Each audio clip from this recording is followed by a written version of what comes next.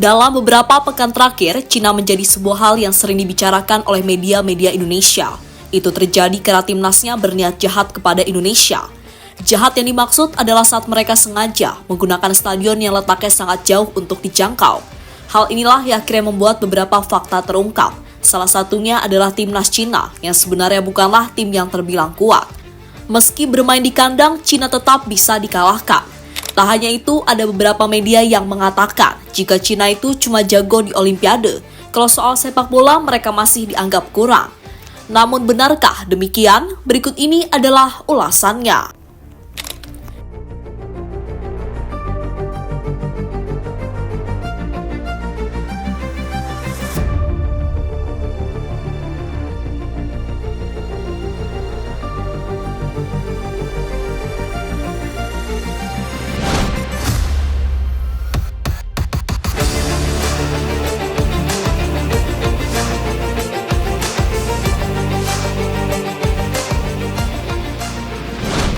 Ya, sebelum bermain di babak ketiga kualifikasi Piala Dunia, Cina telah menyiapkan Qingdao Football Stadium sebagai markas mereka untuk menjamu timnas Indonesia.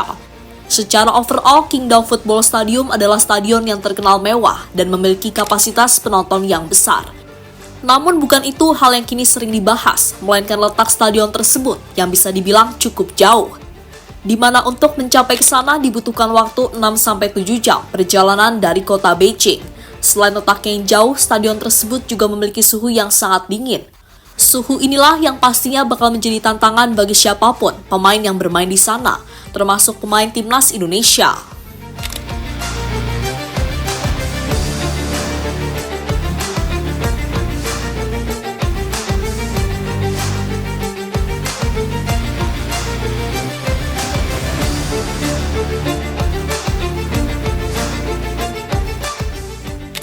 Dengan apa yang dilakukan oleh Cina, banyak yang beranggapan jika itu adalah akal-akalan mereka agar pemain Indonesia mengalami kelelahan sebelum bertanding. Sebuah kondisi yang membuat Cina bisa dengan mudah meraih kemenangan. Faktor inilah yang kini membuat Cina dinilai curang ke timnas Indonesia. Namun soal ini Cina tetap berhak melakukan itu karena sudah mendapatkan persetujuan dari AFC selaku induk sepak bola Asia.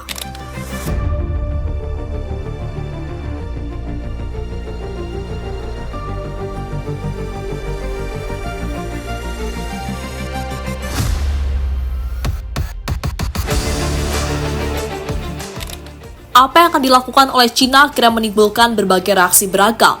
Salah satunya dari media mereka sendiri, yakni 163.com, di mana media tersebut menilai jika Indonesia saat ini adalah tim kuat, sehingga wajar saja jika Cina waspada.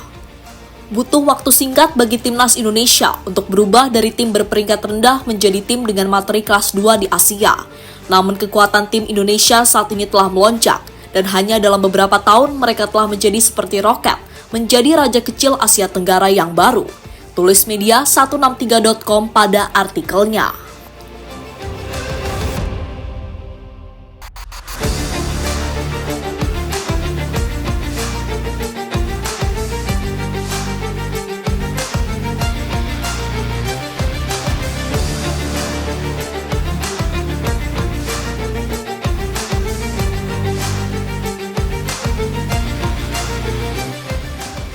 Cina tak pede karena kekuatan mereka menurun. Niat buruk Cina ke Indonesia tampaknya bersumber dari rasa kurang percaya diri Cina menjelang melawan Indonesia, di mana Cina pastinya tahu jika Indonesia adalah tim yang sudah berkembang dan sangat sulit dikalahkan. Hal itu berbanding terbalik dengan Cina, yang dalam beberapa tahun terakhir performa mereka dianggap menurun. Bahkan mereka lolos ke babak ketiga kali ini berkat unggul head-to-head atas Thailand.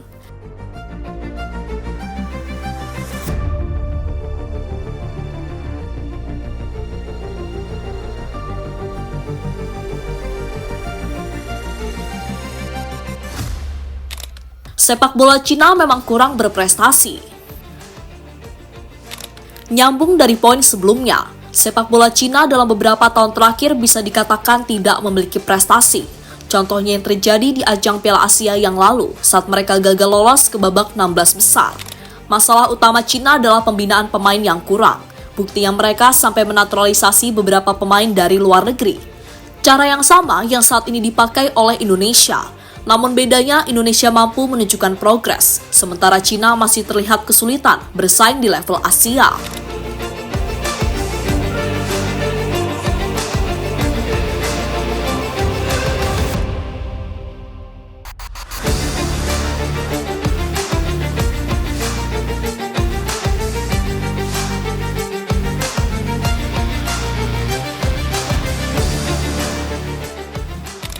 Cina cuma jago di ajang Olimpiade.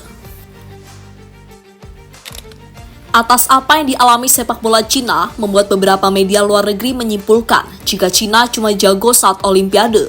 Bukti yang mereka adalah pesaing utama Amerika Serikat untuk menjadi juara umum. Ya, di cabang olahraga yang lain, Cina hampir selalu mendominasi. Namun hal itu tidak berlaku di sepak bola. Bahkan tim sepak bola Cina terakhir kali lolos ke Olimpiade itu tahun 2008 yang lalu, dan mereka lolos secara otomatis karena menjadi tuan rumah.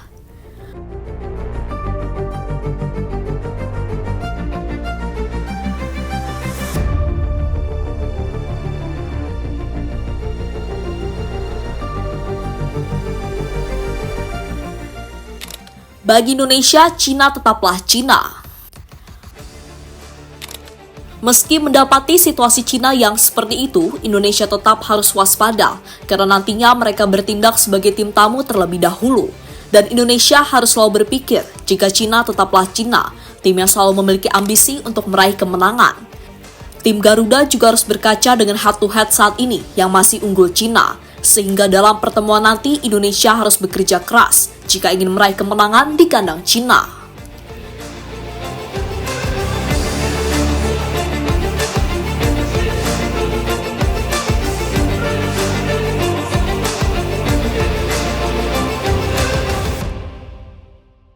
Kini menarik dinantikan pertemuan klasik antara Cina melawan Indonesia, di mana pertemuan itu akan terjadi pada tanggal 15 Oktober mendatang.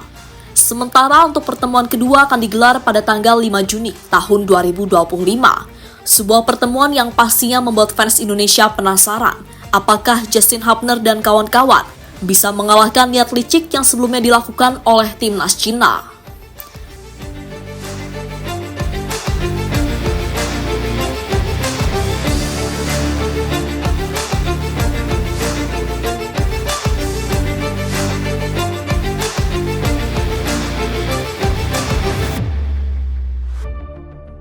Jadi itulah saat media asing menilai jika Cina adalah sebuah negara yang kuat di ajang Olimpiade, namun hal itu tidak berlaku di sepak bola.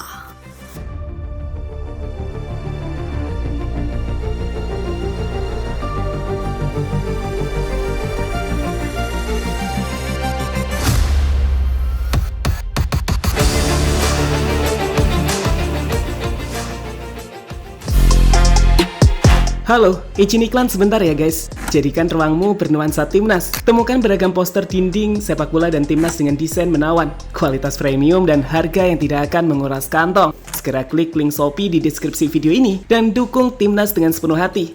Mulai dari dinding rumahmu.